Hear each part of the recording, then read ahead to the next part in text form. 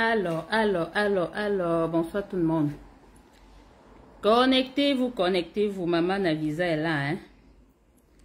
Bonsoir tout le monde et bienvenue à notre rendez-vous hebdomadaire, celle dédiée à l'immigration canadienne. Bonsoir, j'espère que vous êtes connectés. Connectez-vous. Donc, nous sommes connectés à partir de notre page Facebook et de la page TikTok. Donc, toi qui es sur TikTok, toi qui souhaites un accompagnement, aujourd'hui, nous parlons exclusivement de l'immigration canadienne. Et moi, je n'ai rien prévu comme thème aujourd'hui. Donc, le thème d'aujourd'hui, il n'y a pas de thème. Et aujourd'hui, je répondrai à toutes vos questions liées à l'immigration. Donc, je suis Evelyne Gompé, consultante accréditée en immigration et membre du Collège des consultants, qui est l'organisme canadien qui réglemente la profession de consultant en immigration. Je suis également commissaire à la segmentation au ministère de la Justice du Québec et j'aide tous ceux-là qui souhaitent immigrer au Canada, peu importe le pays dans lequel vous êtes, peu importe où vous êtes basé. Donc, je peux vous aider si vous le souhaitez. Donc, le seul moyen d'échanger, le meilleur moyen d'échanger avec nous est par courriel. Vous nous écrivez, regardez sur mon front. Pour ceux qui sont sur Facebook, notre page Facebook, regardez sur mon front, vous allez voir l'email. Et nous aidons tous ceux-là qui souhaitent immigrer au Canada, peu importe le pays dans lequel vous êtes. Donc, nous sommes une entreprise canadienne basée au Canada dans la province du Québec et principalement dans la ville de Longueuil. Donc, nous sommes le dimanche, je crois que c'est le dimanche 24, je ne sais pas si c'est le 23 ou le 24. Oui, nous sommes le 23, nous sommes le 23 juin et je vous parle à partir de Montréal, donc je vous parle à partir du Canada. Nous avons également une filiale, nous avons ouvert une filiale au Cameroun dans la ville de Bafoussam. Donc toi qui souhaites immigrer au Canada, toi qui souhaites un accompagnement, une seule adresse, www.eviimmigration est notre site internet. Et tu peux nous appeler également de lundi au vendredi au Canada au plus 1 438 765 73 23. Donc, tu peux nous appeler de lundi au vendredi de 8h30 heure de Montréal à 16h. Et demain, dans la province du Québec, demain est férié. Demain, au Québec, c'est la Saint-Jean, c'est la fête nationale du Québec demain. Donc, demain, nous ne serons pas ouverts, mais le reste du Canada sera ouvert. Donc, la fête, le férié, c'est exclusivement au Québec parce que demain, c'est le 24 juin, c'est la fête, c'est la Saint-Jean, la fête du Québec. Donc, nous ne serons pas ouverts demain. Mais nos bureaux du Cameroun seront ouverts. Donc, eux, ils sont ouverts de lundi au vendredi, de 8h à 17h et le samedi de 8h à 13h. Donc, toi qui souhaites nous rencontrer, toi qui souhaites un accompagnement par notre cabinet, tu peux nous contacter. Tu peux nous contacter si tu le veux. Et vous savez encore, je suis consultante en immigration au Canada. Je ne garantis le visa à personne, je ne garantis le visa à aucun de mes clients. Mais rassurez-vous, si à l'issue d'une consultation, une évaluation, je vous dis, c'est possible, vous pouvez dormir tranquille. Vous souhaitez un accompagnement, je vous accompagnerai et je vous aiderai à réaliser votre rêve canadien comme la plupart des milliers, des centaines de nos clients. Et cette semaine, nous terminons la semaine avec 9 visas de résidents permanents approuvés. Cette semaine, notamment le 16, je crois le 17 et le 19, on a eu quasiment 8 visas de résidents permanents approuvés. Et vendredi, à la fin de la journée, j'ai eu un dernier visa de résident permanent qui a été approuvé par le gouvernement du Canada. Ce sont des clients comme vous qui ont fait confiance à Evie Immigration et nous les avons aidés à réaliser leur rêve canadien. D'accord?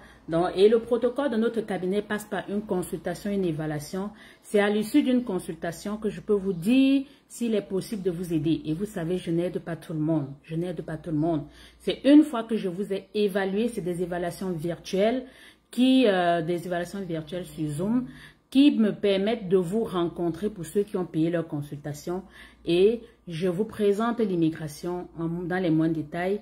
J'évalue votre profil et par la suite, je regarde quel est le meilleur programme qui cadre avec votre profil et je vous donne les conditions d'accompagnement. Et c'est des évaluations qui sont payantes. Aucun de nos services n'est gratuit. Nous sommes une entreprise et aucun de nos services n'est gratuit. Donc, toi qui nous suis sur TikTok, donc j'ai dit, nous avons une page TikTok, Evie Immigration Canada 2024. Donc, si tu n'es pas encore abonné, toi qui es sur Facebook, si tu n'es pas encore abonné sur notre page TikTok, s'il te plaît, cours rapidement t'y abonner. Et surtout, abonne-toi sur la bonne page parce qu'il y a une personne mal intentionnée qui est sur TikTok qui a créé une autre page Evie Immigration qui se passe pour moi. Donc, nous n'avons aucun numéro qui commence par le plus 33. Nous n'avons aucun numéro qui commence par le plus 229. Nous n'avons aucun numéro qui commence par le plus 225. Donc, faites très attention. Notre seul numéro sur lequel le seul numéro qui répond sur WhatsApp est le plus 1 438 765 73 23. Donc, mettez les cœurs, mettez les cœurs. Qu'est-ce qui se passe? J'ai dit aujourd'hui, il n'y a pas de thème. Hein. Je répondrai à toutes vos questions. Bonsoir Irène, merci pour les cœurs, merci grandement. Patrick Memana, bonsoir Manabisa. Ma question, le changement de statut d'un visa travailleur en résidence permanente est-il complexe? Que faut-il? Donc, déjà, si vous avez un statut, si vous arrivez au Canada et que vous êtes étudiant ou travailleur, ça veut dire que vous êtes un résident temporaire. Vous êtes un résident temporaire. Donc, vous êtes là temporairement. Donc, maintenant, pour changer de statut, pour la résidence permanente, il faut bien que vous remplissiez les conditions légales du vous remplissez les exigences légales de la résidence permanente. Donc, il faudra qu'on vous évalue, qu'on évalue votre profil afin de voir si vous êtes éligible à une résidence permanente. Ce n'est pas tout le monde qui vient au Canada, qui arrive au Canada ou qui est au Canada avec un statut temporaire qui est éligible à une résidence permanente. D'accord? Donc, il faudra, c'est pas aussi complexe entre guillemets, je dirais, tout programme d'immigration a ses exigences. Tant qu'on ne vous a pas évalué, on ne peut pas vous dire si c'est possible pour une résidence permanente ou pas. Et vous savez, moi, je milite pour la résidence permanente. Je milite pour la résidence permanente parce que c'est la meilleure façon d'immigrer au Canada. Et en tant que résident temporaire, si au Canada, ce qu'on appelle les résidents temporaires, ce sont les demandeurs d'asile, ce sont des visiteurs, ce sont des étudiants et ce sont des permis de travail, ce sont des travailleurs étrangers temporaires. Eux, on les appelle les résidents temporaires. Donc, pour qu'ils obtiennent, pour qu'ils accèdent à la résidence permanente, il faudrait qu'ils répondent aux exigences. D'accord?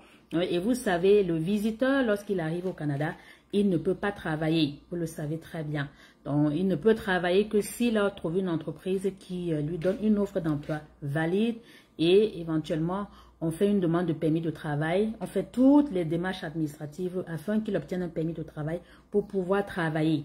D'accord? L'étudiant qui arrive au Canada, il vient dans un programme d'études et si son programme d'études est éligible à un permis de travail post-diplôme, après ses études, il peut demander un permis de travail post-diplôme ou bien possiblement demander la résidence permanente à condition qu'il réponde que le programme cadre avec un diplôme qui est accessible directement à la résidence permanente.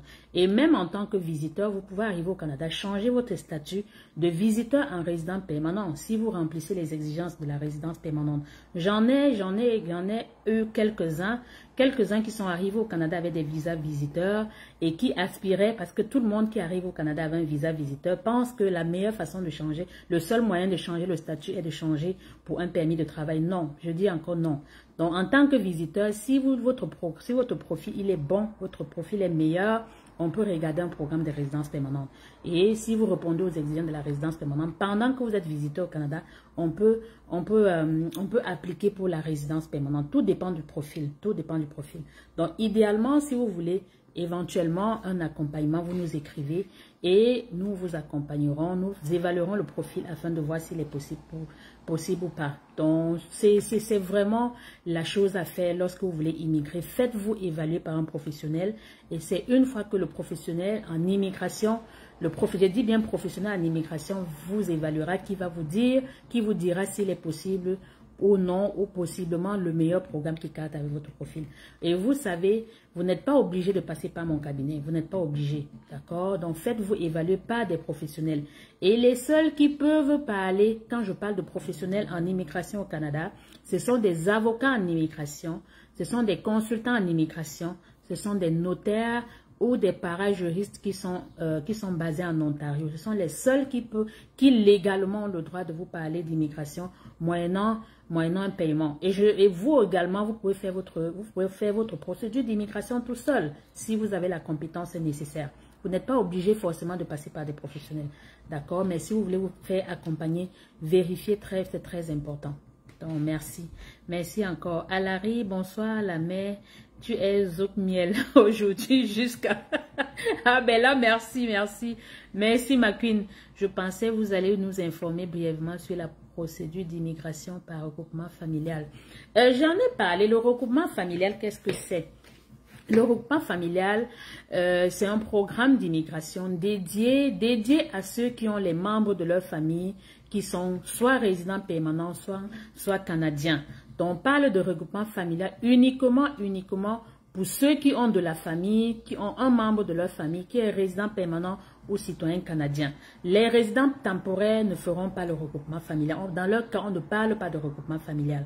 D'accord? Et le regroupement familial, il s'adresse à qui? Il s'adresse à quelqu'un, il s'adresse, comme je l'ai dit, il s'adresse exclusivement aux citoyens canadiens et aux résidents permanents. Donc, déjà, ce qu'il faut comprendre, le but de l'immigration canadienne également est la réunification des familles. Donc, le gouvernement milite pour la réunification des familles. Donc, si, admettons, vous avez votre père, votre mère, votre frère, votre soeur, votre neveu, votre nièce, vos grands-parents qui sont résidents permanents ou citoyens canadiens, ils peuvent vous accompagner à condition, ils peuvent vous parrainer afin que vous veniez au Canada comme résident permanent, à condition que vous répondez au programme, pour répondre aux exigences du parrainage familial. Ce qu'on appelle, je prendrai un exemple, qui est éligible au parrainage familial. Donc, ceux qui sont éligibles au parrainage, il y a la famille directe. Ça veut dire quoi? Monsieur peut parrainer, un citoyen canadien peut parrainer sa femme, il peut parrainer ses enfants ou les enfants à charge de sa conjointe. Ça, c'est le parrainage direct. Maintenant, il y a le parrainage, on appelle ça le parrainage des enfants, époux et conjoint. Maintenant, il peut parrainer sa femme, peu importe l'âge de son époux ou bien de sa conjointe. D'accord? Donc, peu importe l'âge. Maintenant, pour parrainer un enfant, donc un citoyen canadien qui souhaite parrainer un membre de la famille, un de ses enfants qui est à l'international, qui n'est pas au Canada, donc il peut potentiellement, la seule exigence est que il faudrait que l'enfant ait moins de 22 ans. Que l'enfant ait moins de 22 ans. D'accord? Donc, si vous avez plus de 22 ans, votre papa qui est citoyen canadien ou résident permanent ne peut pas vous parrainer. À condition, il y a comme une exception, c'est le règlement, je crois que c'est le règlement 3 ou 4, le règlement sur l'immigration et la protection des réfugiés. C'est l'article, c'est le règlement 3, je crois 3 ou 4. Donc, il dit que on peut vous parrainer à plus de 22 ans à condition que vous soyez handicapé, donc que vous ayez un handicap qui est survenu avant vos 22 ans.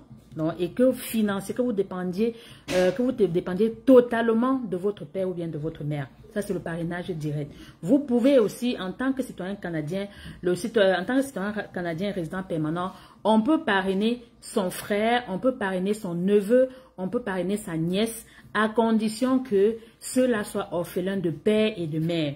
Donc, pour que je puisse parrainer, moi, Evelyne Gompi, je suis citoyenne canadienne. Si je veux parrainer mon neveu ou ma nièce, il faut que mon neveu ou ma nièce soit orphelin de père et de mère. Et que mes neveux ou mes nièces aient moins de 18 ans. Ça, c'est la condition. Ça, c'est le parrainage des autres membres de la famille. Je peux également parrainer mon père, je peux parrainer ma mère dans le programme parents et grands-parents. Ça, c'est un programme d'immigration qui est dédié aux parents et grands-parents. D'accord? Je peux également parrainer même ma tante ou bien ma cousine à condition que ce soit les seuls membres de ma famille. Que ce soit les seuls membres de ma famille. Donc, le parrainage familial est très, très vaste. Et ce n'est pas tout le monde qui peut parrainer. Et même en tant que citoyenne canadienne, pour que je puisse parrainer, il faudrait que je réponde aux exigences liées au parrainage, aux exigences légales liées au parrainage. Il faudrait que je n'ai pas que moi, en tant que citoyen ou résident permanent, que je n'ai pas de casier judiciaire et que je n'ai pas de dette envers le gouvernement et que je ne sois pas sous l'aide sociale. D'accord? Ça, c'est les conditions du parrainage. Le parrainage familial, c'est comme on dit, parce que beaucoup comme vous, Madame Alari, vous pensez que plusieurs se disent, quand on dit parrainage, regroupement familial, c'est que, Evelyne Gompi, en tant que citoyenne canadienne ou résidente permanente, peut aller parrainer tous les membres de sa famille. Non. Tout programme d'immigration au Canada a ses propres exigences. D'accord? Donc, ça, c'est pour répondre à la dame. J'espère que j'ai répondu à votre question. Merci encore, merci. Bonsoir madame, j'apprécie et je vous félicite pour ce que vous faites. J'ai entamé une procédure récemment pour un visa étudiant au Canada et j'ai obtenu un refus. L'agent d'immigration... L'agent d'immigration a dit qu'il n'était pas rassuré que vous allez... Oui, ça c'est les motifs. Ils vont toujours vous dire la plupart de fois qu'ils ne sont pas convaincus qu'à la fin de votre séjour, vous allez quitter le Canada. Ils vont vous dire, compte tenu de vos preuves financières, de vos attaches et tout, ça c'est l'article 87 de la loi sur l'immigration. Ça c'est ce que, lorsque vous faites une demande de visa visiteur, de visa étudiant, ça c'est un des motifs de refus. Donc, les visas dans tout programme d'immigration, ce qu'il faut comprendre, il faudrait que le tout n'est pas d'avoir une admission. Je sais que beaucoup se disent qu'ils peuvent venir étudier. C'est vrai, les études sont ouvertes à tout le monde, mais à condition que vous remplissez aux exigences légales des permis d'études. Il faudrait que vous ayez suffisamment d'argent. Et vous savez également que depuis janvier, la preuve de subsistance a augmenté, a quasiment doublé.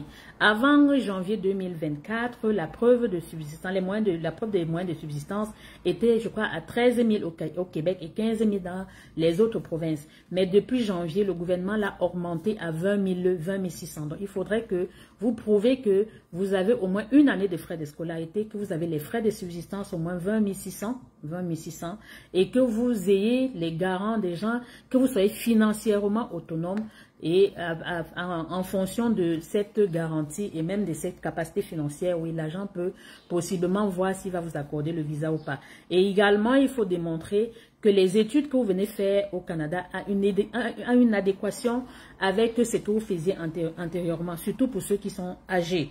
Et démontrer également qu'il y a les perspectives d'emploi dans le domaine pour lequel vous venez étudier au Canada dans votre pays. Le permis d'études, c'est trop complexe, trop complexe. Très complexe. Ça ne veut pas dire qu'on ne peut pas venir étudier. Dès que vous remplissez à toutes ces conditions-là, ça c'est sûr, votre permis d'études sera accepté. D'accord? Donc, madame, si vous avez répondu à toutes ces exigences-là, donc vous voulez qu'on regarde encore votre dossier, donc vous payez vos frais de consultation et vous me rencontrez, je vais évaluer le dossier pour voir s'il a des chances, on peut le rectifier. D'accord? Donc, c'est ça. Bonsoir, merci pour les cœurs, madame la guide, merci. Germaine, bonsoir, Germaine. Mirabelle, bonsoir, Amanda Visa. Trop de love pour vous, madame. merci grandement, merci. Daniel, bonsoir, madame, s'il vous plaît, j'ai laissé un message plus haut, j'ai été consulté le 20 février 2024. Vous avez été consulté par qui, monsieur? C'est vrai qu'il y a beaucoup de questions. Merci pour les cœurs, merci. Pour ceux qui me suivent sur TikTok, je suis Evelyne Gompé, consultante accréditée en immigration, membre du Collège des consultants, qui est l'organisme canadien qui réglemente la profession. Donc, je suis également PDG de l'entreprise canadienne Evie Immigration qui est basée au Canada, dans la province du Québec et plus précisément dans la ville de Longueuil. D'accord? Nous sommes ouverts, nous accompagnons tous ceux-là qui souhaitent immigrer au Canada, peu importe le pays dans lequel vous êtes. Je ne peux, et tout passe par une consultation, une évaluation. C'est une fois que je vous ai évalué que je peux vous dire concrètement s'il est possible de vous aider ou pas. Ils sont nombreux dans mon live, ceux que j'ai déjà évalués. Je crois la guide, je vous ai évalué, vous êtes même cliente chez nous. Jacquino Lou, je vous ai évalué. Vous, l'important, la consultation, l'évaluation, elle est capitale. Très capital. Donc, si vous souhaitez un accompagnement, ça passe pas toujours par une consultation. C'est une fois que je vous ai évalué que je peux vous dire s'il est possible de vous aider ou pas. Tant que je ne vous ai pas évalué, je ne peux pas vous donner un avis en ce qui concerne l'immigration. Et je sais, vous êtes nombreux à demander, je vais venir au Canada, combien ça devrait me coûter? Je ne peux pas vous donner un prix tant que je ne vous ai pas évalué. D'accord? Les programmes d'immigration sont variés au Canada. Il y en a tellement. Au Canada, aujourd'hui, on a près de 127 programmes d'immigration. Ça veut dire, lorsque vous souhaitez un accompagnement, ça passe par une consultation. C'est après, quand vous êtes évalué, qu'on peut vous dire lequel des programmes d'immigration cadre avec votre profil et vous donner les modalités d'accompagnement dans ce programme-là. Tous les programmes n'ont pas les mêmes coûts, n'ont pas les mêmes exigences financières. Je sais que lorsqu'on vous demande de payer une consultation, vous vous dites c'est l'arnaque. Bon, maintenant, c'est libre à vous. Je ne peux pas, je ne suis pas vendeuse de visa. Je ne vends aucun visa. D'accord? Je ne vends pas les visas. Mais rassurez-vous, une fois que je vous ai évalué, si je vous dis c'est possible, je vous donnerai les conditions. Et si vous respectez mes conditions, vous allez immigrer comme de nombreux de nos clients qui arrivent au quotidien. D'accord? Merci. S'il y a quelqu'un qui écrit, est-ce que je peux parrainer un demandeur d'asile en tant que résident permanent? Vous pouvez parrainer un demandeur d'asile en tant que résident permanent. Oui, il y a un programme dédié au parrainage des réfugiés. C'est un peu trop complexe. C'est un peu trop complexe. C'est possible. Mais si vous voulez le parrainer en tant que son frère, en tant que sa sœur, oui, c'est possible, à condition qu'il ait moins de 22 ans. À condition, si c'est le parrainage familial, il faudrait que le demandeur d'asile que vous souhaitez parrainer ait moins de 22 ans et qu'il soit votre enfant, qu'il soit votre petit enfant et qu'il soit ou soit votre conjoint. S'il est votre conjoint, vous pouvez le parrainer. D'accord, s'il est votre conjoint. Donc, en tant que demandeur d'asile, j'en ai accompagné plusieurs dont la demande d'asile a été, ils ont déposé leur demande d'asile et ils attendent de passer à la cour. Donc, ils rencontrent, si admettons, ils rencontrent leur âme sœur au Canada, ils sont amoureux d'un citoyen canadien, ils se marient et on va faire le parrainage. Donc, on va comme faire demander à ce qu'on annule la demande d'asile et pendant ce temps, on va faire une demande de résidence permanente. C'est possible. Donc, tout dépend de qui vous voulez parrainer. D'accord? Si vous avez votre neveu, vous avez votre frère qui est au Canada qui a demandé l'asile, et vous pouvez le parrainer à condition qu'il soit orphelin de père et de mère et qu'il soit dépendant de vous. D'accord? Que ce soit une personne à charge pour vous. D'accord? Merci pour les cœurs. Merci à Larry. Bonsoir. Oui, j'ai répondu. J'ai dit aujourd'hui, nous parlerons, je répondrai à toutes vos questions. Maman Navisa, je vous ai laissé le message sur votre email. J'ai été évaluée le 20 février et il fallait compléter avec le test d'anglais, chose que j'ai faite pour la suite. Ah ben là, félicitations. Ça, c'est un de nos clients. Comme il est dit, je l'ai évalué le 20 février et je lui ai donné les modalités d'accompagnement. Si vous souhaitez un accompagnement, vous savez ce qu'il faut. Donc, je vous ai évalué, j'ai répondu à toutes vos questions. La preuve, je vous ai demandé d'aller faire le test d'anglais. Si vous avez votre test d'anglais, vous nous venez, vous signez le contrat formel, le contrat d'accompagnement et bingo, je vais me jeter sur votre dossier et je vais concrétiser. D'accord? À condition que vos tests de langue soient meilleurs. D'accord, merci. Bonsoir madame, il y a un arnaqueur qui utilise vos vidéos. Ah ben là, je vous assure, qu'est-ce que vous voulez que je fasse? Dans ma gloire, les gens veulent en profiter. Ils sont nombreux. De nombreuses pages Facebook sont créées avec le nom Evie Immigration. De nombreuses pages sont créées avec ma photo de profil, les gens qui se passent pour moi. Et il y a un autre sur TikTok qui utilise un numéro plus 33. Il a une page TikTok, il a même intitulé la page TikTok Evie Immigration. Il est sur TikTok, il utilise un numéro plus 33. Lorsque vous lui écrivez, il lui dit bienvenue, je suis Evelyne Gompé. Et même le français est déplorable. Quand vous voyez comment il écrit le français, je me demande comment vous pouvez lui faire confiance. Donc, faites très attention, s'il vous plaît, faites très attention. Nous ne contactons personne en privé. Notre seul numéro, le seul numéro avec lequel nous écrivons, vous pouvez même nous écrire sur WhatsApp, c'est le plus 1 438 765 73 23 plus 1 438 765 73 23. Regardez en description, vous allez voir nos contacts. Et nous avons, le bureau du Cameroun utilise également un numéro orange qui est le 6. Je n'ai pas trop regardé dans la description de la vidéo. Vous allez voir nos numéros du Cameroun. S'il vous plaît, faites très attention. Et généralement, cherchez à appeler. Donc, cherchez à appeler. Donc, le plus souvent, quand ces gens vous donnent des numéros, vous demandent de les contacter en privé. S'il vous plaît, demandez à appeler en direct. Quand je dis en direct, chargez votre téléphone avec 500 francs CFA. Vous faites un appel à l'international. Nos numéros du Canada passent. C'est le plus 1 438 765 73 23. Vous nous appelez en direct et le plus souvent, ça sonne à mon bureau. Le plus souvent, c'est moi qui décroche. D'accord? Donc, c'est ça. On ne peut rien faire. C'est juste de sensibiliser autour de vous et ne pas tomber dans la gueule de tous ces vendeurs-là. Ils ne vont jamais se présenter. Tout ce qu'ils vous vendent, c'est les contrats de travail. Et comme ils savent que c'est ce que vous aimez, c'est la niche en matière d'immigration. C'est là où ils vous en arrêtent. Ils ne vont jamais vous parler dans notre programme d'immigration parce qu'ils ne connaissent rien de la loi sur l'immigration. Tout ce qu'ils vous disent, ils vous disent recrutement massif au Canada. Il n'y a aucun recrutement massif au Canada. Faites très attention. Et beaucoup parmi vous, plusieurs parmi vous nous écrivent au quotidien, nous disent, nous envoient parfois des contrats de travail avec des photos, avec tellement coloriés. Les contrats de travail au Canada ne sont même pas colorés. Il n'y a pas de drapeau, du Canada ni du Québec, ni une fleur d'érable sur un contrat de travail. D'accord? Et un contrat de travail, c'est un contrat au moins de 6, 7, 8 pages. Un contrat de travail ne saurait jamais se faire sur une page. Et au Canada, les salaires sont horaires, c'est pas des salaires mensuels. Parce que nous voyons des gens qui disent aide ménager ou bien soudeur, salaire mensuel 5 000 $. C'est trop beau pour être vrai. Trop beau pour être vrai. Bon, je peux rien faire malheureusement, donc faites très attention. Monsieur Daniel, merci pour la confiance. Si vous nous revenez, c'est parce que vous avez été évalué et vous avez jugé que Evi Immigration, Evelyne Gompe a la compétence nécessaire pour vous accompagner. D'accord? Merci. Adélaïde, épouse Gemelin. Bonsoir madame, s'il vous plaît, peut-on faire le PMI plus à la résidence permanente parallèlement? Oh oui, ça c'est oui.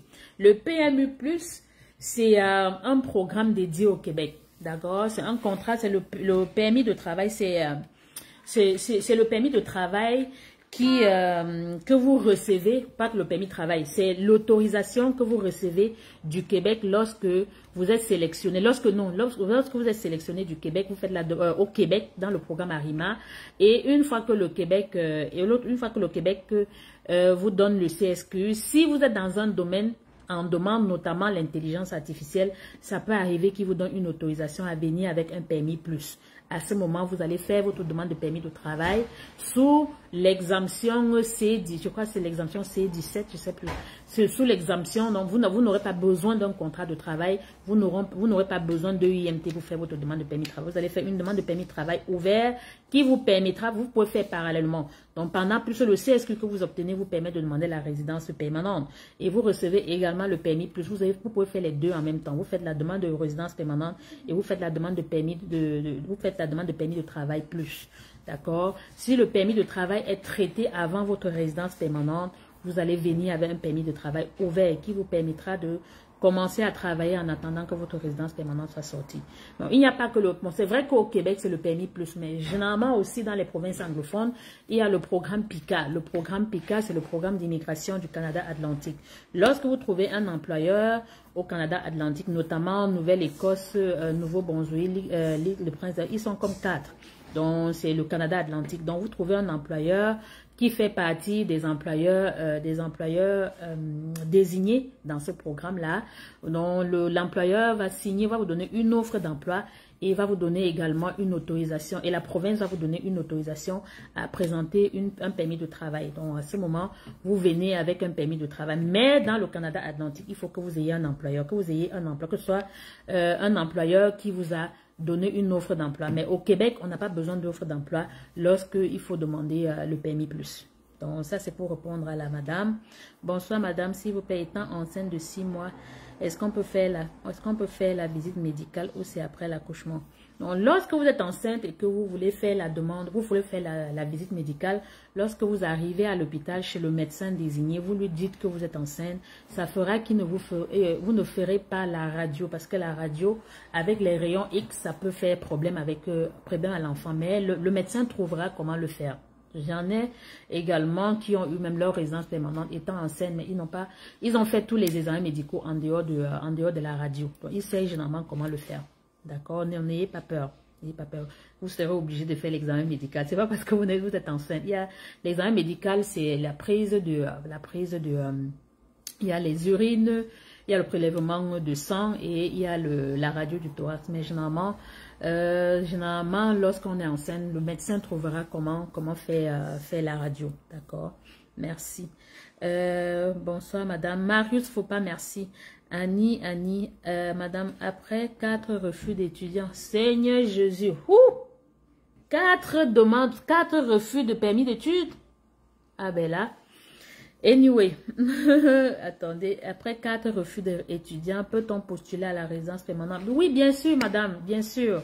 C'est pas parce que vous avez eu un refus que vous ne pouvez plus faire une demande de visa au Canada. Si vos refus sont basés sur sont des refus normaux, pourquoi pas? C'est la seule chose qui peut vous empêcher de ne plus refaire une demande de visa au Canada. C'est l'interdiction, si vous recevez une interdiction de territoire de 5 ans pour fausse déclaration. C'est l'article 40 de la loi sur l'immigration.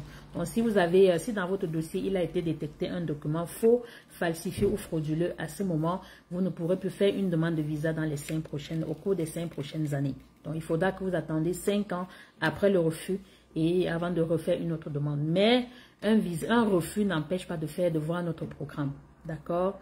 Donc, ne vous inquiétez pas. Donc, si vous voulez en savoir davantage sur la résidence permanente, vous vous faites évaluer et nous allons voir si votre profil cadre avec un programme d'immigration permanente. Donc, merci. Vous avez une agence à Yaoundé? Non. Notre seul bureau au Cameroun est à Bafoussam. Nous n'avons pas de bureau à Yaoundé. C'est uniquement à Bafoussam. Et on n'a pas forcément besoin d'avoir une agence dans une ville ou bien dans un pays pour se faire accompagner. De nombreux clients, ma grosse clientèle est celle de la Côte d'Ivoire. Je n'ai aucun bureau en Côte d'Ivoire. J'ai également les gens du Burkina, les gens du Congo, les gens même de la France, certains même de la Belgique. Si je n'ai pas de bureau dans ces pays-là. Donc, si vous voulez absolument qu'on ait un bureau à Yaoundé, non, pour le moment, non. Nos seuls bureaux sont à Bafoussam. Et si vous voulez absolument venir au bureau, vous payez vos transports, vous allez à Bafoussam. À Bafoussam, nos bureaux sont à l'entrée de la ville, avant le carrefour Le Maire, en face de l'immeuble Seigneurie. Donc, boulangerie Doufé, 3e étage de boulangerie Doufé. C'est pas caché, c'est en bordure de route. D'accord? Merci. S'il vous plaît, après avoir passé la visite médicale, il faut combien de temps pour obtenir la visite médicale favorable? Lorsque vous faites la visite médicale, généralement 2 semaines. 2 semaines, puisque quand vous faites l'examen médical, c'est le bureau de Londres qui analyse tout. D'accord? Donc, lorsque vous faites l'examen médical, le médecin désigné va transmettre vos examens au bureau de Londres, au bureau d'Angleterre. C'est le bureau qui est dédié à analyser les examens médicaux. Généralement, après même 10 jours, vous allez dans votre portail, vous allez voir si l'examen médical est favorable ou pas. S'ils ont déjà traité, ça c'est sûr, ils vont faire la mise à jour dans votre portail et ils vont vous le notifier. D'accord? Parfois même 5 jours, parfois 10, parfois... Ça dépend vraiment. Donc, mais le minimum quand même, c'est 10 jours. 10 jours après que vous ayez fait l'examen médical. D'accord? Bonjour Brigitte. Bonjour Brigitte. Pause publicitaire. Evie Immigration est une entreprise canadienne basée au Canada. Et je suis Evelyne Gompé, consultante accréditée en immigration. Là, présentement, je suis en train de faire le live. Donc, je suis en live également sur TikTok. Donc, toi qui n'es pas abonné sur notre page TikTok, vas-y t'y abonner. Notre page TikTok est Evie Immigration Canada 2024. La page sur laquelle vous allez voir beaucoup de mes vidéos, vous allez voir beaucoup de mes lives et surtout pas la page de l'arnaqueur parce qu'il y a quelqu'un qui utilise mes images, surtout lorsque je reçois mes clients à l'aéroport et il va les mettre sur TikTok et se fait passer pour moi. Donc, faites très attention. D'accord? Donc, vous souhaitez un accompagnement. Et la meilleure encore, dites encore, donc à partir de demain, je vous ai dit, on a posté cette semaine, on vous a dit cette semaine, nous avons eu 8 visas de résidents permanents et un 9e vendredi. Donc, pour cela, pour commémorer, pour fêter ça, je lance une promotion. Nous lancerons une promotion à partir de demain, du 24 juin au 20 juillet. 24 juin. La promotion est basée sur les frais de consultation et d'évaluation. Donc, là, il y aura une réduction sur les frais de consultation de moins 20% jusqu'à 30%. 30%, c'est pour ceux qui payent en Afrique centrale ou au Burkina ou en Côte d'Ivoire. Parce qu'en Côte d'Ivoire, nous avons un compte bancaire, Banque Atlantique. Au Burkina, nous avons un compte bancaire UBA. Et pour ceux qui sont au Cameroun, ceux qui sont en Afrique centrale, vous pouvez également payer sur nos comptes UBA. Donc, ceux qui payent en francs CFA, directement sur nos comptes bancaires, ce sera 30%. Mais ceux qui payent par transfert REA au Canada, ce sera 20%. Donc, la promotion est lancée. Mettez les cœurs pour me dire merci. Mettez les cœurs. Donc, je donne la possibilité à ceux-là qui traînent depuis, qui n'ont pas d'argent, qui disent ne pas avoir d'argent, de pouvoir se faire évaluer. Donc, la promotion va durer 3 semaines. 3 semaines. Et je lancerai également une promotion pour tous ceux de nos clients qui se sont déjà fait évaluer, à qui je leur ai dit je peux vous aider et qui traînent encore. Je lancerai également une promotion sur les honoraires professionnels d'accompagnement. Ce sera de 5%. Donc, tous ceux qui, à partir de demain, comme M. Bikos, qui est là, donc qui a dit qu'il souhaite un accompagnement formel, ça c'est sûr, je vous ai donné les conditions si vous souhaitez que je vous accompagne vers la résidence permanente. Donc sur ces frais-là, on va appliquer comme un 5%, moins 5% du montant total des honoraires. D'accord? Donc merci. Donc toi qui traînes encore, cours très rapidement et profite de la promotion. Autant pour ceux qui veulent signer le contrat d'accompagnement formel, autant pour ceux qui veulent la consultation et l'évaluation. D'accord?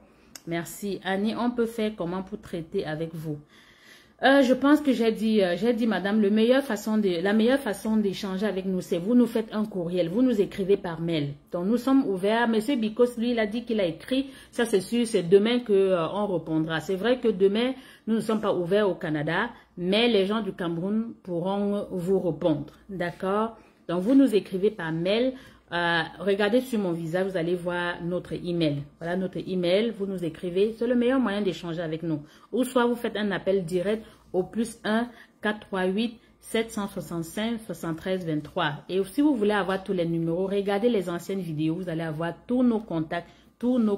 Merci. Donc, Maman Evie, je voudrais savoir, est-ce possible d'avoir un contrat de travail à durée indéterminée de la part d'un employeur au Canada? Impossible. Un contrat de travail au Canada ne saurait jamais être un contrat de travail indéterminé. D'accord? C'est avec ça que vous détectez les arnaqueurs. Lorsque vous venez au Canada, vous signez, vous trouvez une entreprise au Canada qui va vous embaucher. Elle va vous embaucher, surtout pour ceux qui viennent d'Afrique. Les contrats de travail, c'est soit 2 ans, soit 3 ans. Vous ne pouvez pas avoir plus que 2 ans. Vous ne pouvez pas avoir plus que 3 ans. C'est soit 2 ans, soit 3 ans. Pas moins. Et maintenant, pour ceux par exemple, les gens de l'Amérique du Sud, il y a des contrats de travail saisonniers qui sont de 6 mois, qui sont d'1 an. Mais pour ceux ressortissants d'Afrique, la durée des contrats, la durée, c'est 2 ans ou c'est 24 mois ou 36 mois. Il n'y a pas de un contrat de travail à durée indéterminée. Ça, c'est de l'arnaque. Donc, si vous avez reçu un contrat comme ça, sachez que c'est des arnaqueurs. OK? Jean-Yves Constant, je suis toujours très ravie de vous suivre. Merci. Ulrich Durand, merci pour les cœurs, merci. Dorine, merci pour les cœurs. Merci Dorine. Merci grandement. Maman Navisa Pro Max, vous êtes la meilleure, Maman Navisa. Merci, le plaisir est pour moi. Merci encore pour votre fidélité. Merci pour la confiance. Vraiment, merci pour tout ce que vous faites pour les Africains. Ce sera toujours un réel plaisir. Ça me fera plaisir vous savez, mon but sur les réseaux sociaux est d'édifier les Africains. Donc, vous sortir du joug de ces arnaqueurs, de ces vendeurs de rêves qui vont vous garantir ciel et terre.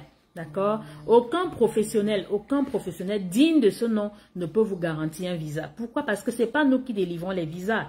Les visas sont délivrés par le gouvernement du Canada et nous n'avons aucun contrôle. Je peux vous évaluer et vous avez un meilleur profil. Mais il y a les interdictions de territoire qui ne dépendent pas de moi. Les interdictions de territoire sont quoi? C'est la sécurité, la criminalité. C'est l'article 34, l'article 35, l'article 36, l'article 37, l'article 38, l'article 39, l'article 40, 41 et 42. Ce sont des éléments qui sont hors de notre contrôle. Je peux vous évaluer, vous avez un meilleur profil et en chemin, lors de l'examen médical, vous avez un problème de santé. Vous verrez que je vous aurai menti parce que si vous avez un problème de santé, vous serez interdit de territoire selon l'article 38 de la loi sur l'immigration. Soit vous avez une maladie qui, une fois au Canada, vous allez constituer le fardeau excessif. Et le fardeau excessif, il est à 27 000. Si vous avez une maladie qui, une fois au Canada, votre traitement annuel va dépasser le fardeau excessif qui est, je crois, à 27 000, soyez sûr que votre demande de visa sera refusée. Si vous avez donné un faux document, vous nous avez donné un faux document, je n'ai aucun moyen de vérifier si un document que vous nous donnez dans votre dossier est vrai ou faux. Donc, je ne peux pas vous garantir un visa. Si vous avez été déclaré criminel dans votre pays, soyez sûr que vous ne pouvez pas venir au Canada. C'est l'article 36 ou l'article 35 ou l'article 37. Si vous faites partie du crime organisé, oubliez le Canada. Si vous avez, pour ceux, voilà, pour ceux également, il y a l'article 39. L'article 39, c'est la preuve financière, motif financier. Si, ça c'est l'article 39 de la loi sur l'immigration. Si vous êtes le programme pour lequel vous faites la demande de visa, vous ne répondez pas à l'exigence financière, votre demande de visa sera refusée suivant l'article 39. Si vous m'avez donné, si vous avez donné un faux document, sachez que un document faux, falsifié ou frauduleux, sachez que votre demande de visa sera refusée s'il est détecté et vous allez recevoir un refus avec une interdiction de territoire de 5 ans. Donc, faites très attention. Également, pour ceux également qui sont mariés sur le régime polygamique, vous pouvez venir comme résident temporaire dans la résidence permanente. Oubliez, vous ne pouvez pas être accepté dans la résidence permanente avec le régime polygamique. Ça, c'est sûr. Plusieurs dans le live ont dit, non, c'est faux, je vous dis. Je dis, dans la résidence, vous pouvez venir étudiant, vous pouvez venir au Canada comme étudiant. Si vous êtes marié sur le régime polygamique, il n'y a pas de problème. Si vous pouvez venir comme visiteur, si vous êtes marié sur le régime polygamique, il n'y a pas de problème. Si vous venez travailler, si vous êtes marié sur le régime polygamique, il n'y a pas de problème. Mais le gouvernement vous attend lorsque vous demanderez la résidence permanente. On ne veut pas des résidents permanents polygames au Canada. Vous serez refusé parce que quoi? Parce qu'on ne veut pas la polygamie. C'est l'article 41 de la loi sur l'immigration, manquement à la loi. On vous demandera, on vous refusera et vous avez deux options pour tous ceux-là qui veulent venir au Canada, qui sont mariés sur le projet polygamique. Allez dans vos pays, annulez l'ancien mariage et devenez et faites un autre acte de mariage de nouveau avec le régime monogamique pour que votre demande de résidence permanente soit acceptée. Donc, je ferai un live là-dessus. Donc, je sensibilise. Ils sont nombreux qui ont vu leur demande de résidence permanente refusée parce qu'ils sont polygames. D'accord? Je n'ai pas dit qu'un polygame ne peut pas venir au Canada. Vous pouvez venir visiter, vous pouvez venir travailler, vous pouvez venir étudier. Mais vous ne pouvez pas demander la résidence permanente étant marié sur le régime polygamique. Je le dis encore et je le redis parce que j'ai beaucoup de cas comme ça qui ont été refusés. Ils ont été obligés d'aller annuler le premier mariage. Parfois, c'est pas parce qu'on ne regarde pas si vous êtes marié avec plusieurs femmes. Du moment où vous êtes polygame, rien ne prouve au gouvernement du Canada que lorsque vous arrivez au Canada, vous n'irez pas chercher la deuxième femme. Donc, le Canada ne veut pas la bigamie n'est pas acceptée au Canada. D'accord? Dans la résidence permanente, je le précise encore. Lorsqu'on est parrainé, le visa serait temporaire ou il y a traitement spécial. Lorsque vous venez au Canada via un parrainage, vous venez au Canada comme résident permanent. D'accord? Donc, lorsqu'on vous parraine, vous venez comme résident permanent. C'est quoi le résident permanent? Le résident permanent est la meilleure voie pour immigrer au Canada. Lorsque vous arrivez, le résident permanent est celui qui arrive au Canada avec tous ses papiers. En tant que résident permanent, lorsque vous arrivez au Canada, vous avez droit à tout. Vous avez les mêmes droits, les mêmes devoirs qu'un citoyen canadien, à l'exception du droit de vote. Vous travaillez partout où vous voulez. Vous avez droit à la santé. Vous pouvez aller à l'école faire une formation professionnelle ou rentrer étudier et payer comme les Canadiens. Donc, payer un petit montant, contrairement aux étudiants internationaux qui payent très, très cher. D'accord? Donc, lorsqu'on vous parraine, on vous parraine pour que vous veniez au Canada comme résident permanent. D'accord? Et je précise encore, les interdictions de territoire dont j'ai fait part tout à l'heure, ça emporte toute la famille. C'est quoi l'interdiction qui emporte toute la famille? Je prends un exemple. Monsieur Walter veut venir au Canada avec sa femme et tous ses enfants. Et dans le dossier familial, dans le dossier de la famille de monsieur Walter, il y a quelqu'un qui est concerné par une interdiction de territoire. Tout le monde sera refusé. Tout le monde. On ne dira pas à M. Walter, puisque c'est toi qui as donné le faux document, on acceptera les autres. Non, tout le monde. Si M. Walter a été déclaré criminel dans son pays et il veut venir au Canada avec tout le monde comme résident permanent, ça c'est sûr que tout le monde, lorsqu'on détectera que M. Walter est criminel, ça va emporter tout le monde. Donc tout le monde sera refusé. Donc l'interdiction de territoire emporte tous les membres de la famille qui viennent avec le client, avec le demandeur principal. Mais si vous êtes interdit de territoire, alors que dans votre dossier, vous ne veniez pas, votre femme ou vos enfants ne vous accompagnaient pas, vos enfants ne seront pas concernés par l'interdiction de territoire. D'accord? Merci. S'il vous plaît, une personne se marie après le dépôt du passeport, est-ce que cela peut retarder son dossier? Non, non, non. Si vous vous mariez, parce que dans les procédures d'immigration, madame, c'est qui madame? c'est Madame Adélaïde. Vous voulez venir faire une consultation chez moi. C'est vous seul qui posez les questions. Je vais être obligée de répondre aux questions des autres également. Mais si vous vous mariez à la fin de votre procédure, tout ce que vous allez faire, ou bien pendant votre procédure, vous allez annoncer, parce que le gouvernement dit toujours, lorsque il y a un changement dans votre vie, vous avez 30 jours pour nous annoncer. Donc, si vous vous mariez, vous faites un courrier, vous faites un web form à Immigration Canada pour lui dire, voilà, je me suis mariée, voilà l'acte de mariage. Ça, c'est pour anticiper. Parce que quoi? Parce que si vous ne l'annoncez pas et que vous arrivez au Canada, avant de parrainer, ils vont vous dire, ils verront que l'acte de mariage a été fait avant votre demande de visa et votre parrainage sera refusé. D'accord? Toute situation que qui arrive dans votre vie, ça peut être une licence, ça peut être un changement, peu importe le changement, vous devez informer le gouvernement et ça n'a aucun impact. Ça peut impacter si vous dites que vous voulez qu'il vous accompagne, ça, à ce moment-là, ça va impacter. Mais si vous annoncez juste pour information, ça ne devrait pas affecter. D'accord?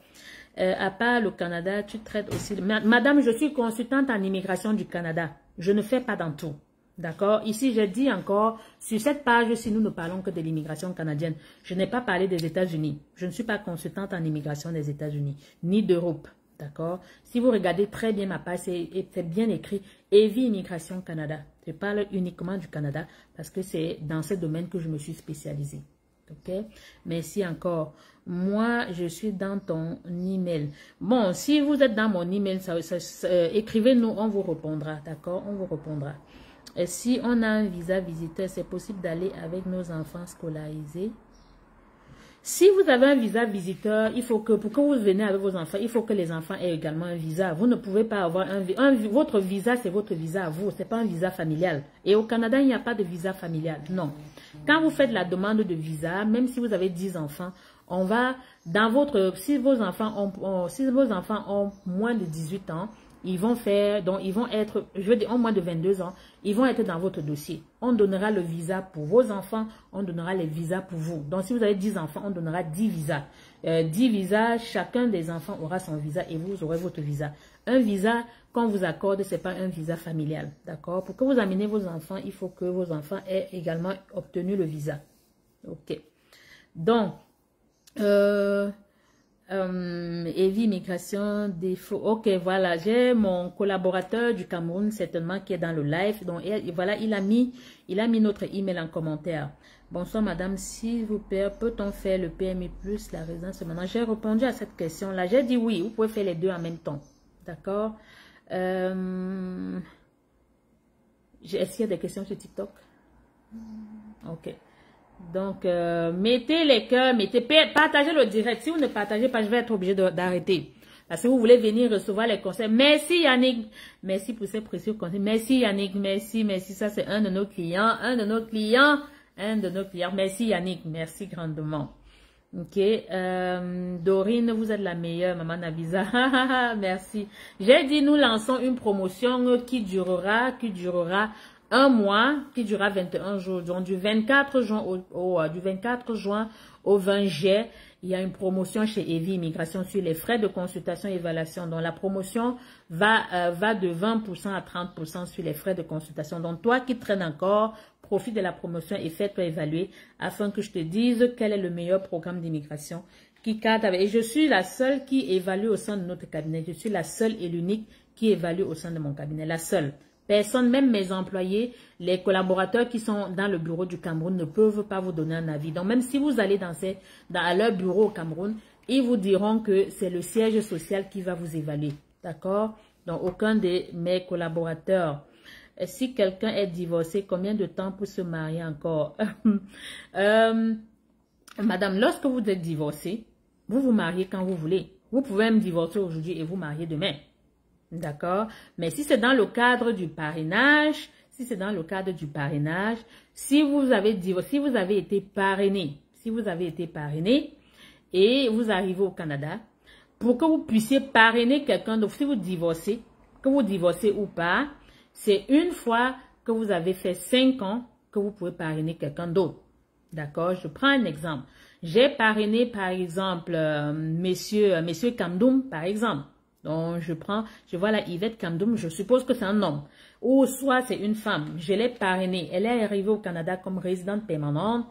Lorsqu'elle arrive au Canada comme résidente permanente, pour que elle puisse parrainer quelqu'un d'autre, pour qu'elle aille parrainer je veux dire son prochain mari, si avec moi elle divorce, pour qu'elle puisse parrainer quelqu'un d'autre, il faudrait qu'elle fasse 5 ans, qu'elle fasse 5 ans au Canada comme résident permanent pour pouvoir vous parrainer après 5 ans. D'accord? Ça c'est pour aider, le gouvernement a mis ça sur place pour décourager les gens qui se marient par complaisance, qui se marient pour les papiers. Donc si vous laissez votre mari dans votre pays, vous vous faites parrainer par quelqu'un pour venir au Canada, sachez que vous ne pourrez rentrer dans votre pays, parrainer cette personne-là que 5 ans après que vous ayez obtenu la résidence permanente. Ça c'est mais si vous arrivez au Canada, vous divorcez et vous voulez vous remarier encore, il n'y a pas d'observation de 5 ans. On parle là de 5 ans si vous voulez parrainer quelqu'un d'autre. D'accord? Donc c'est ça. Bonsoir, c'est payant votre aide. Nos services ne sont pas gratuits. Tous nos services sont payants. Tout. Si vous voulez les conseils gratuits, vous venez le dimanche pendant mes lives ou bien pendant mes lives même sur TikTok, vous posez vos questions, je vous répondrai. Mais si vous nous écrivez, on vous demandera de payer des frais de consultation parce que nous ne travaillons pas gratuitement. Nous sommes une entreprise, nous sommes basés au Canada, dans la ville de Longueuil. Et plusieurs qui sont sur TikTok me voient, je fais les directs sur TikTok chaque jour à partir de 14 h de Montréal. C'est généralement l'heure à laquelle je prends ma pause et je fais un direct sur TikTok à partir de nos bureaux. Nous ne faisons aucun service, nous ne faisons aucun service gratuit. D'accord? Et nos services ne sont pas à crédit parce que nous voyons tellement de gens qui nous demandent est-ce que vous pouvez faire tout lorsqu'on arrive au Canada, on travaille, on vous paye. Vous pensez que c'est faisable? Donc moi, je vais m'asseoir, travailler votre dossier. Vous arriverez au Canada peut-être dans 5, 6, 7, 8 mois. Vous travaillerez avant de me payer. Est-ce que c'est normal? Tous ceux qui vous proposent ça, c'est des arnaqueurs. Parce qu'une entreprise ne travaille pas à crédit. Même dans vos pays, lorsque vous travaillez, vous êtes payé à la fin du mois ou bien vous êtes payé à la semaine. D'accord? Donc aucun de nos services n'est gratuit. Peut-on mettre son petit frère aussi avec ses enfants dans un dossier? Non. Non. Votre petit frère n'est pas votre enfant à charge. Les seuls que vous pouvez prendre dans votre dossier, d'accord, que ce soit un visa visiteur, étudiant, c'est votre mari, vos enfants ou potentiellement donc votre mari et vos enfants. Vous ne pouvez pas venir au Canada avec vos soeurs. Non, ce n'est pas possible. Attendez, lorsque vous arriverez au Canada, vous pourrez les inviter. Vous les invitez à venir vous rendre visite si vous êtes résident permanent ou les parrainer s'ils sont orphelins de père et de mère et s'ils sont vos enfants, s'ils sont à votre charge. D'accord? Et s'ils ont 18 ans. Ça, c'est pour le parrainage des neveux, frères et sœurs. Ok? Bonjour, Madame Evie, Immigration Canada. Il faut combien de temps pour l'immigration au Canada?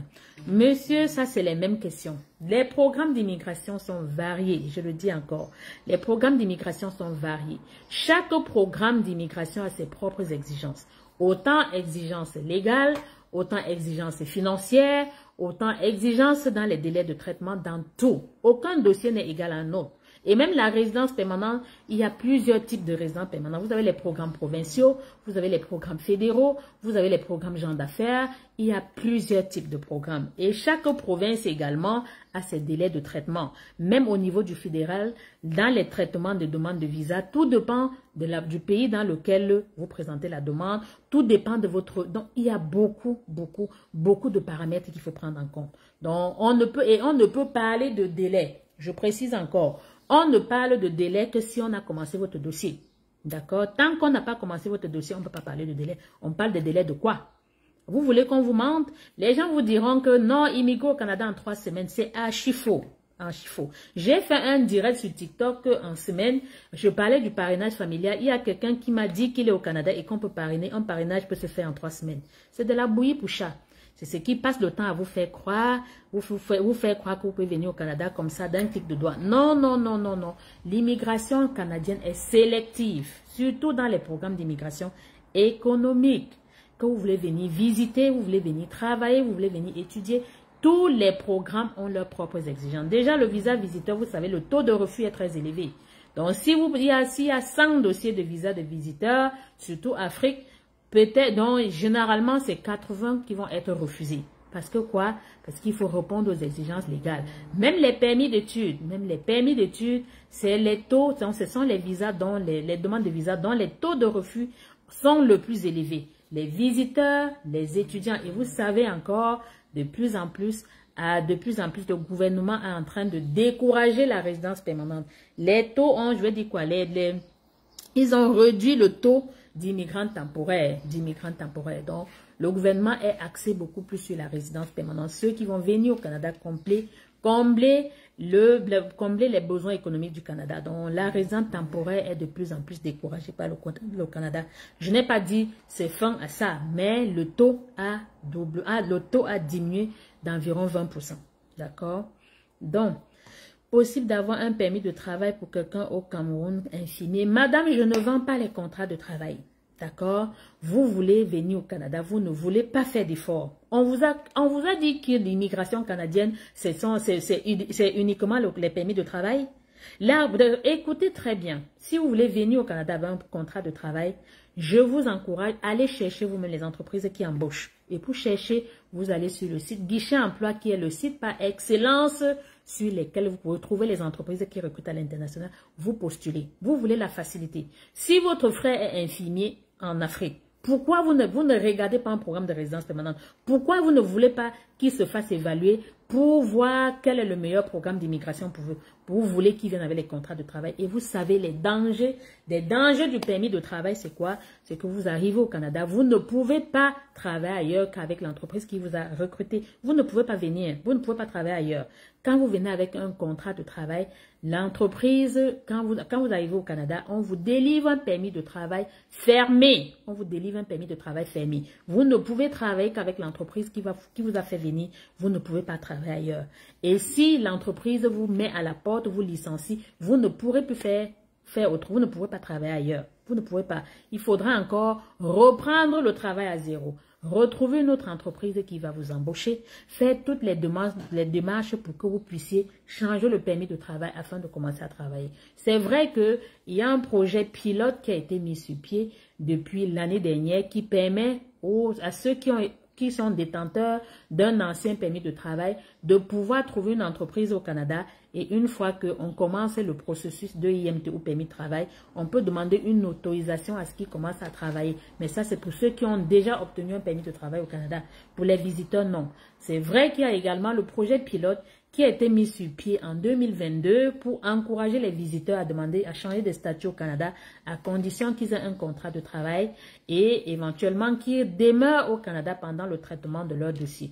Parce que par le passé, avant 2022, toute personne qui arrivait au Canada en tant que visiteur, lorsqu'elle trouvait un employeur qui pouvait l'embaucher, lorsqu'on commençait le processus, le visiteur avait l'obligation de sortir, rentrer dans son pays en attendant que le dossier soit traité. Mais avec le projet pilote, ça leur permet de rester au Canada pendant que la demande de permis de travail, donc toutes les démarches vers le permis de travail se font. D'accord? Donc, c'est ça. Je suis intéressée pour ça. Vous êtes intéressé, vous souhaitez un accompagnement, monsieur, vous nous écrivez et par la suite, on vous évaluera afin de voir s'il est possible. Et si ton mari te parraine jusqu'à avoir une RP et qu'après vous divorcez, ça pose problème? Non. Non, madame. Dès que vous devenez RP, d'accord? Dès que vous devenez résident permanent, vous arrivez. Donc, dès que vous arrivez au Canada, on valide votre résidence permanente. Votre mari ne peut plus rien faire. Mais avant que votre visa de RP ne soit accepté, votre mari à tout moment peut dire non. Il peut appeler immigration pour demander qu'on arrête le traitement. Mais dès que vous devenez RP, vous pouvez me divorcer le lendemain. Il ne n'affecte aucunement pas votre résidence permanente. D'accord? C'est ça. Mais il y a eu des cas où ça a affecté. Surtout si vous arrivez et que votre mari se rend compte que vous l'avez épousé dans le but d'obtenir un statut au Canada, il peut vous dénoncer avec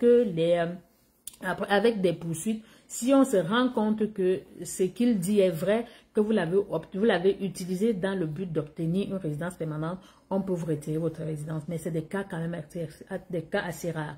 J'ai vu des cas comme ça, pas mes dossiers à moi, donc j'ai assisté à une audience dans ce sens-là.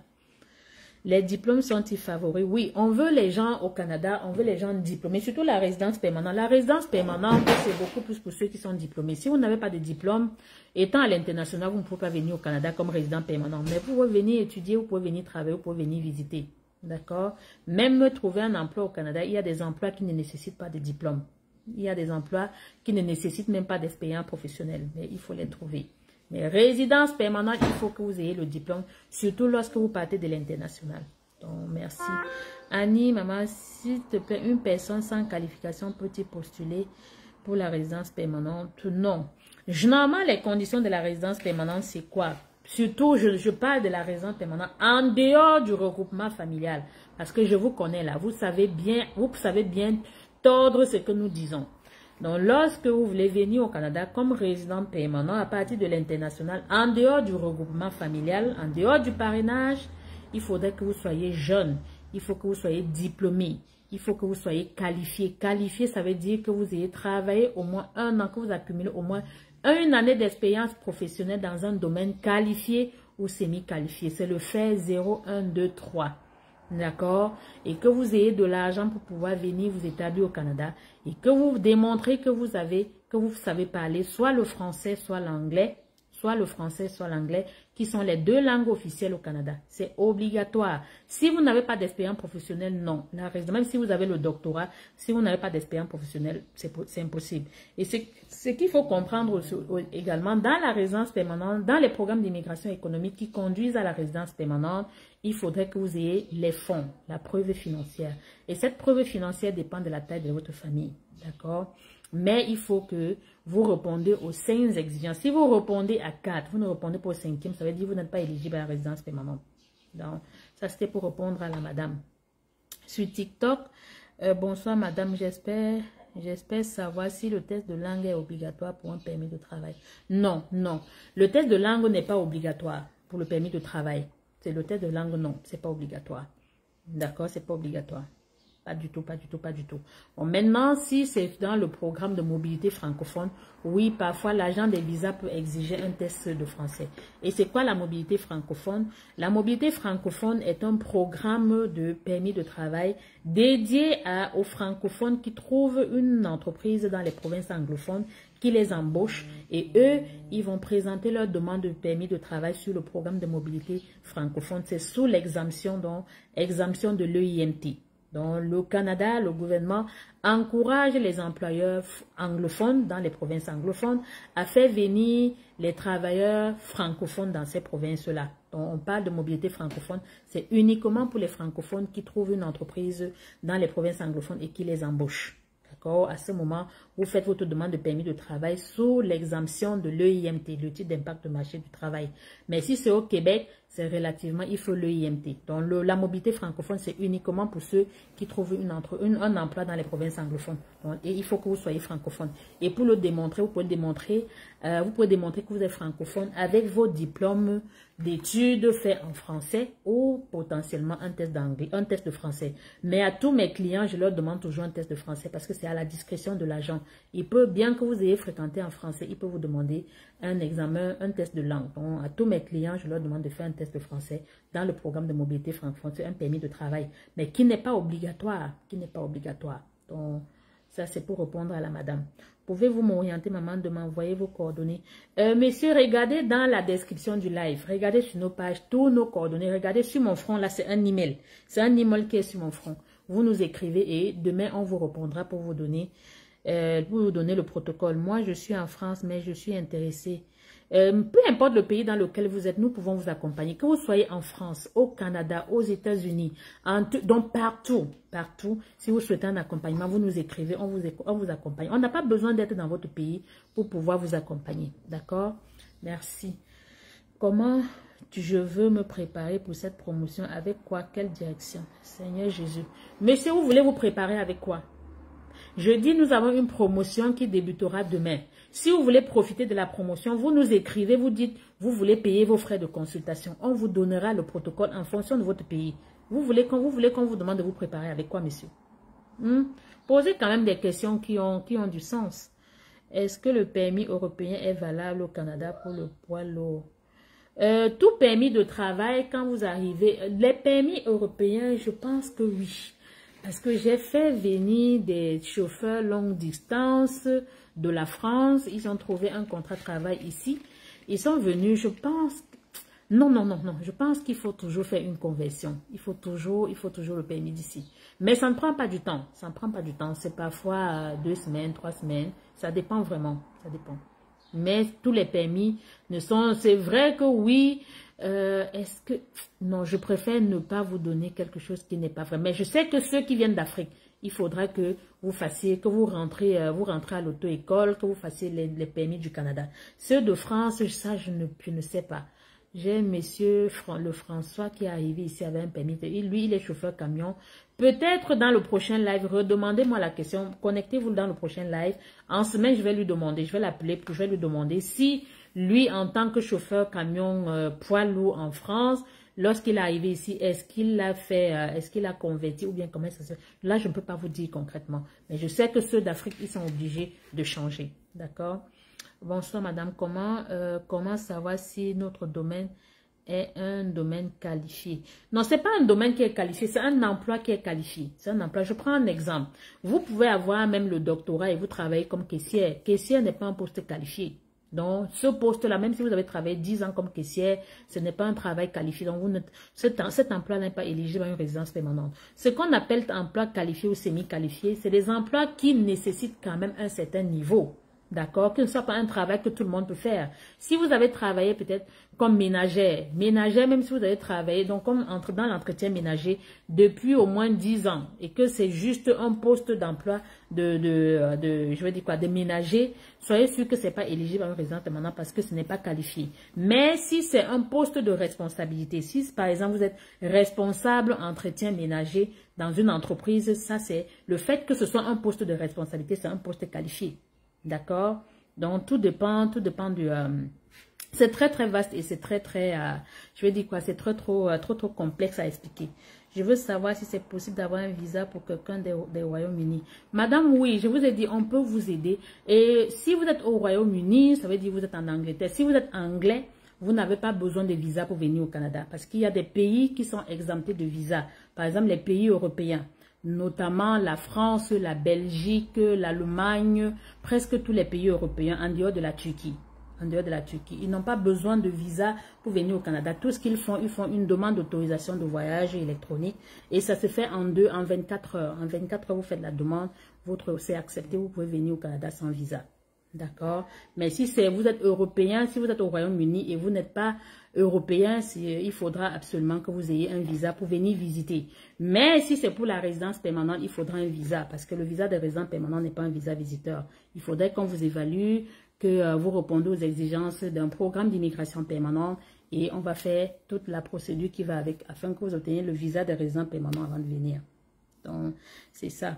Maman Navisa, s'il vous plaît, quelles sont les maladies qui peuvent occasionner un refus? Les maladies, vous avez le cancer. Vous avez le cancer, vous avez le diabète de type 2, vous avez l'hépatite B aussi. L'hépatite B, surtout l'hépatite B qui est chronique. D'accord? Vous avez les enfants qui sont dépendants.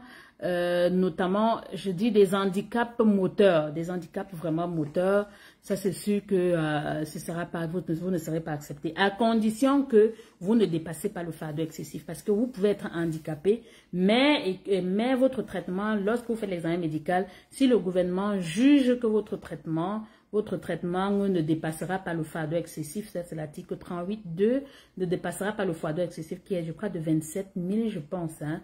Votre dossier ne sera pas refusé. Mais par contre, il y a le plan d'atténuation. Vous pouvez avoir une maladie qui va dépasser le fardeau excessif. Si vous avez beaucoup d'argent, vous avez les moyens de prouver que une fois que vous allez arriver au Canada, vous allez supporter le supplément du fardeau excessif. Vous allez présenter un plan d'atténuation au gouvernement et si votre plan d'atténuation est favorable, vous serez accepté. D'accord? Il y a également les infections pulmonaires. J'ai une cliente médecin qui a vu sa demande de résidence permanente être mise en pause. Pourquoi? Parce qu'elle a un problème d'infection pulmonaire. Donc là, présentement, son dossier a été mis en pause. Il faut qu'elle fasse des examens plus approfondis. Elle en a fait et ces examens-là vont sortir au mois d'août. Donc si au mois d'août, les examens médicaux, les radios, les examens plus approfondis ne font pas problème, en principe, on devrait reprendre avec le traitement. Mais si c'est qu'elle a une infection pulmonaire, on mettra une pause, on lui demandera d'aller se faire traiter pendant 4 à 6 mois. Et si après le traitement, elle revient faire l'examen médical est favorable, à ce moment, on continuera le traitement de son dossier. D'accord? C'est ça. Comment faire venir quelqu'un de UK au Canada pour visiter 6 mois? Madame, si vous voulez faire venir quelqu'un qui est au UK pour venir, il faudrait justement qu'on évalue son profil pour voir s'il répond aux exigences des visas visiteurs. C'est pas parce qu'il est en UK que forcément le visa lui sera accordé. Donc, il faudra qu'on évalue son profil et vous qui l'invitez pour voir est-ce que vous répondez aux exigences. Et si vous répondez, on vous accompagne dans la demande de visa visiteur. On va présenter sa demande de visa visiteur. C'est une fois que le visa sera sorti qu'il sera accepté, qu'il viendra au Canada. D'accord? Ça, c'est sur TikTok. Comment divorcer avec un mariage de fait? Non, lorsque vous êtes conjoint de fait, ça c'est une bonne question. Lorsque vous êtes au Canada, il y a ce qu'on appelle le statut matrimonial.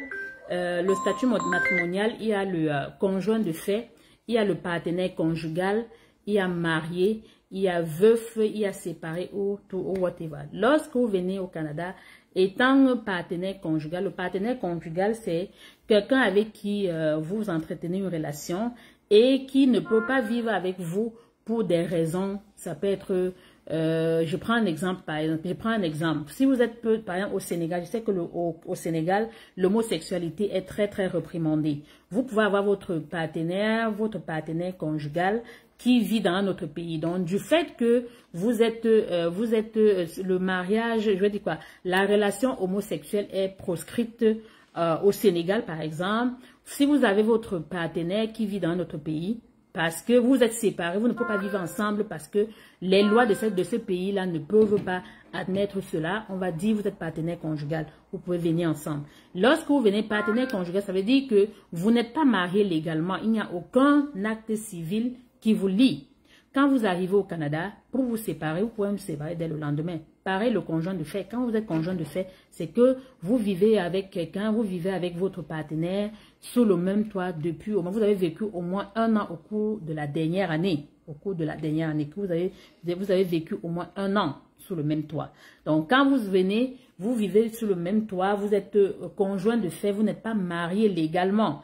Quand vous arrivez au Canada, même dès le lendemain, vous pouvez séparer, personne ne demandera rien. Vous n'avez pas à informer qui quoi que ce soit parce qu'on ne parlera pas de divorce parce que vous n'êtes pas marié légalement. On ne parle de divorce que s'il y a un acte de mariage. S'il n'y a pas d'acte de mariage, on ne parlera pas de divorce. On parlera de séparation. Si il y a un acte, si vous êtes marié sur le régime, si vous êtes marié de façon coutumière, c'est votre pays qui sait que c'est coutumier. Le Canada ne reconnaît pas un mariage coutumier. D'accord? Donc, il faut que vous soyez marié légalement pour qu'on parle de divorce. Donc, si vous êtes conjoint de fait, vous arrivez au Canada, même dès le lendemain, vous pouvez vous séparer. Personne ne demandera rien à l'autre. D'accord? Donc, il est quelle heure? Seigneur. Il est déjà 16 heures. Mon Dieu, ça a été long. Hein? D'accord, merci. Merci. Non, c'est lui qui demande le divorce. Et si tu as la rep en Toronto et que tu décides d'aller au Québec. Regardez, j'ai fait une vidéo sur le fait que lorsque vous arrivez au Canada dans un programme d'immigration, il est recommandé de rester dans la province que vous avez choisie. D'accord, il est recommandé si vous aspirez à la citoyenneté canadienne. Parce que quoi, le gouvernement par le passé ne réprimandait pas, mais depuis quelque temps réprimande. Donc si vous êtes venu, non, dans le parrainage familial, vous allez partout parce que vous n'avez pas signé, vous n'avez pas été sélectionné dans un programme d'immigration économique. Donc dans le parrainage familial, vous pouvez aller là où vous voulez. Mais si vous êtes venu dans un programme fédéral, dans un programme provincial, je vous exhorte d'aller dans la province que vous avez choisie. Parce que de nombreuses personnes se voient depuis un bon bout. Les demandes de citoyenneté sont refusées parce que quoi, ils n'ont pas respecté la province qu'ils avaient choisie à leur arrivée au Canada. D'accord? Je le dis encore parce que je fais face à de nombreuses personnes et j'ai une vidéo qui a été virale. Ça fait que beaucoup de résidents permanents qui ont vu leur demande de résidence de citoyenneté refusée sont sortis de l'obscurité. Je dirais, depuis au moins 2 semaines, au quotidien, là, j'ai au moins 1, 2, 3 personnes qui nous appellent à nos bureaux au Canada pour nous dire « Ah, je suis dans la même situation, j'ai fait ma demande de citoyenneté qui a été refusée parce que je suis venu dans le programme du Québec, j'étais allé m'établir en Ontario. » Je ne dis pas que, on ne dit pas que ce sera tout le monde, mais on vous dit de plus en plus en de sévier. Il y en a, Il y en a qui déposent leur demande, qui n'ont même jamais mis pied dans leur province. Ils demandent leur citoyenneté et c'est accepté. Je ne dirais pas que c'est pour tout le monde, mais comme je dis, vous pouvez être l'exception qui fait la règle. Donc faites très attention. S'il vous plaît, le poste d'assistante en cabinet médical est considéré comme emploi qualifié. Oui. Oui, si vous êtes assistante dentaire ou bien assistante dans un cabinet médical, oui, c'est un poste qualifié. Ça, c'est le fait, je crois que ça doit être le fait 2. Le fait 2, c'est qualifié. Bonjour, maman Navisa. Vous voyez, c'était trop long, hein, je vais être obligée de vous quitter. Donc, vous voyez, il y a les gens ont tellement de questions, tellement. Venez payer une consultation et vous me rencontrez. Vous avez un bureau à Val d'Or? Oui. Nous avons, c'est notre site internet, oui, on parle d'un bureau à Val d'Or. Val d'Or, c'est dans le nord du Québec. On avait un bureau à Val d'Or, mais le représentant de Val d'Or n'est plus. Donc, oui, sur notre site internet, oui, il y a un bureau à Val d'Or, mais je dirais il a été fermé. On n'a pas juste fait la mise à jour sur le site. D'accord? Nous sommes basés, notre siège social est au Canada, dans la province du Québec et principalement dans la ville de Longueuil. Nous sommes au 565 rue de Bruges à Longueuil, bureau 307. Donc, vous pouvez me passer à nos bureaux de lundi au vendredi, de 8h30 heure de Montréal à 16h. Nous sommes ouverts à Longueuil et nous répondons au +1 438 765 73 23. Vous pouvez également visiter nos bureaux au Cameroun dans la ville de Bafoussam. Donc, nous sommes dans la ville de Bafoussam au Cameroun, à l'entrée de la ville, face immeuble Seigneurie. Nous sommes au 3e étage, boulangerie Douffé. Et au Cameroun, ils sont ouverts de lundi au vendredi de 8h à 17h et le samedi de 8h à 13h. Merci. C'est possible de scolariser nos enfants avec un visa visiteur? Oui, c'est possible de scolariser vos enfants parce que la charte, c'est un droit fondamental que confère la charte des lois et libertés canadiennes. Donc le Canada, lorsque vous arrivez en terre canadienne, le Canada a l'obligation de scolariser les enfants. C'est obligatoire, surtout s'ils sont au primaire, en maternelle, au primaire et au secondaire. Le gouvernement est obligé de les prendre en charge, donc de les scolariser. C'est un droit fondamental. Donc c'est ça. Bonjour, mon frère qui a eu un contrat de travail ouvert en électricité. Il est encore au Cameroun. Après combien de temps il peut prendre sa famille? Monsieur, en tant que résident, vous ne pouvez pas avoir, les seuls qui peuvent avoir un permis de travail ouvert à partir de l'international, ce sont ceux qui viennent avec un permis de travail, un permis plus, donc sélectionné, autorisé à venir par une province, d'accord, grâce à une sélection provinciale, ou soit il est conjoint ou les conjoints ou époux ou épouse de quelqu'un qui est détenteur d'un permis de travail fermé, ou s'il est conjoint ou conjointe de quelqu'un qui est étudiant. Vous ne pouvez pas avoir, une entreprise ne peut pas vous sélectionner, ne peut pas signer un contrat de travail avec vous, venez avec un permis de travail ouvert. C'est impossible. Bon, maintenant, s'il est déjà au Canada, ça veut dire qu'il n'a pas un permis de travail ouvert. S'il est venu avec un contrat de travail, c'est un permis de travail fermé.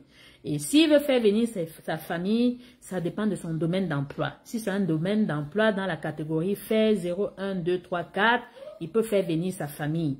Mais dans le fait 4, il faudrait que l'emploi soit rémunéré à hauteur de plus de 25 $. Si c'est moins de 25 $, dans le fait 4, ça veut dire le travail pas vraiment, c'est semi-qualifié entre guillemets. Mais si c'est dans le fait 0, 1, 2, 3, soyez sûr qu'il peut faire venir sa famille sans condition. D'accord? Donc, c'est ça. Après avoir accepté comme résident permanent, peut-on faire les études supérieures? Messieurs, si vous voulez, quand vous êtes résident permanent, vous faites comme vous voulez. Donc, vous faites l'admin. Vous pouvez fréquenter même dans 10 écoles à la fois parce que vous êtes résident permanent. Pourtant, celui qui vient avec un permis d'études, il ne peut fréquenter que dans une seule école, l'école dans laquelle il a obtenu l'admission. D'accord?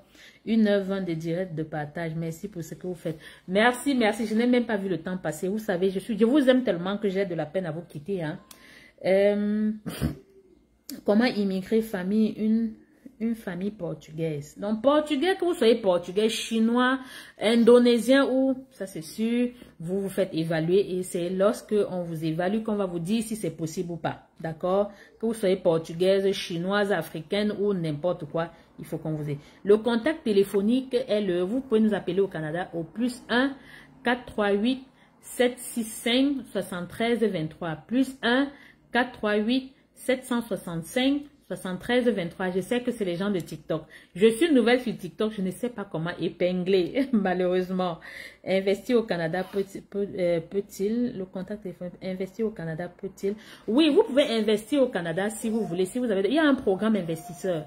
On appelle ça le programme genre d'affaires. Donc, si vous avez beaucoup d'argent et vous voulez venir investir au Canada, le Canada vous encourage et par conséquent, parce que vous venez investir, il va vous permettre de demander la résidence permanente et vous faire venir avec vos familles. Vous pouvez venir dans le programme investisseur, dans le programme Startup Visa, dans le programme travailleur autonome si vous avez beaucoup d'argent et dans le programme entrepreneur volet 1 et 2. C'est des programmes, on appelle ça les programmes gens d'affaires. Vous pouvez investir au Canada si vous avez beaucoup d'argent. Le gouvernement encourage justement ça. D'accord? Donc, sur ce, je pense que j'ai répondu à toutes les questions. Ça a été un live très ouvert aujourd'hui. Je ne sais pas combien de partages vous avez fait. Je ne sais pas. J'espère que vous avez partagé au maximum. Donc, ouais. Donc, je vais répondre. Je vais continuer avec les gens de TikTok. Parce que je suis nouvelle sur TikTok. Je suis désolée. Je suis désolée. Sur Facebook, je vais être obligée de vous quitter. Ça m'a fait plaisir d'échanger avec vous. Profitez de la promotion et faites-vous évaluer. Dès ce soir, le post sera affiché sur notre page Facebook parlant de la promotion. D'accord? Pour ceux qui sont sur TikTok, je vais continuer avec vous. Parce que je vous adore très fort. Mais ceux de Facebook, je vous aime gros comme ça. Donc, si vous voulez continuer, allez sur TikTok, sur notre page Evie Immigration Canada 2020. Vous allez voir que je suis en direct. D'accord? Donc, sur ce, profitez au maximum. Ça m'a fait plaisir d'échanger avec vous. Je continuerai à venir vous donner des conseils, à vous édifier sur l'immigration canadienne. Donc, je vous aime très fort. Ceux de Facebook, je vais être obligée de vous quitter. Donc, je vous aime gros comme ça. Bon début de semaine sous la protection divine. Et surtout, préparez très bien votre immigration. D'accord? De peur de tomber dans la gueule de tous ces arnaqueurs-là. Allez sur TikTok. Je suis sur TikTok. D'accord? Donc, je vais... Nelly. Merci, Nelly. Vous arrivez en retard. Merci, Nelly. Je prends toujours vos cœurs. Je vous aime gros comme ça. Gros comme ça. D'accord? Merci encore.